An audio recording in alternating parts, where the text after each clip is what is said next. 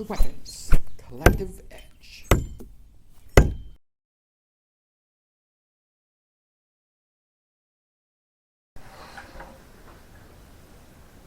Welcome to the Weapons Collective Edge. Today we're going to go over the Schrade schbolo. So it's a bolo shape, machete, but it's got a double bevel on the blade, so it makes it nice and thick and durable. As I haven't really discussed before, double bevel is basically, this is sharp, or this is shaped right here to create a bevel, and then it's got another bevel right on the edge, right up here where it gets sharpened. Some blades will go straight tapered all the way to the edge, and those won't be as durable, but they will be usually sharper. In this case, it still retains a really nice sharp edge, but it's just more durable because it has a more, I want to call, an axe shape instead of a big tight V shape. So, and that's what you want in a machete. That's a little explanation of what a double bevel is. But this has a rubberized handle, which I can see here. It's just rubberized all the way through, so it has good grip, has good curve right in here that makes it hang into your hand. I like machetes that have a curve right in here. When you're chopping and going at something and you want that to not come loose out of your hand, that hook really does it. If you're going to throw something, that hook's terrible, but you're not throwing this, you're cutting with it. So I really like that in that kind of knife and machete. It says a lanyard hole in it so that you can wrap it on your hand again for a little extra security of I'm chopping away and I don't want it to slip, so it comes loose. I still got a hold of it. But other than that, I'll go over the specifications on this. We're looking at about 13.5-inch blade and overall length of about 20 inches. And I would think, yeah, it's going to be at least 3/16, I think. It's a little under that. It's about 150.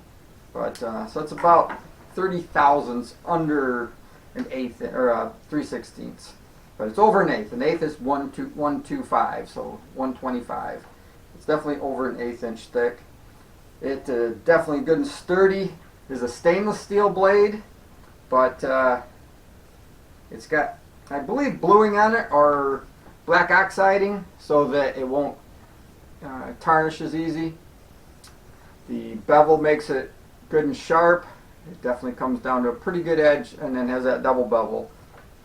But the sheath here has a nylon sheath, has a lot of accessories and shoulder. It's got a shoulder piece. You hang it on your shoulder, opens up so you can get it in and out, because machetes have a tendency to have a hard time coming out. But it comes with a little accessory pack, which is kind of nice. So inside there, this has a diamond sharpening hone. This right here makes it nice because in the field, when you get dull from chopping wood, whatever you're doing with it, it's nice to have something to sharpen it with. And when it comes in the kit, it's even better. You don't have to go back into the house. This is a fire starting rod, or flint steel. Let's see if I can spark it for you. See those sparks? So that's in case you wanted to be stuck out in the wild, you need to start a fire, you don't have any matches, that'll at least get you started. You get some tinder, real small, fine tinder. You spark that a few times, you can get that glowing and blow it into a good flame. So that's a nice feature to have. It makes it more on the survival side instead of just a plain, machete.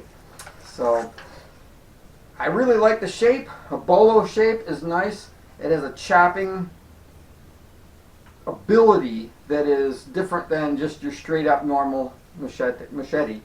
And the angle of it gives it that chopping ability versus, I would chop more with this than I would like cut down weeds.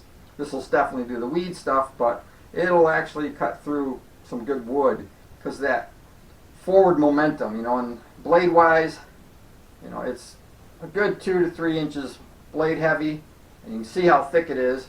It's definitely going to be that way.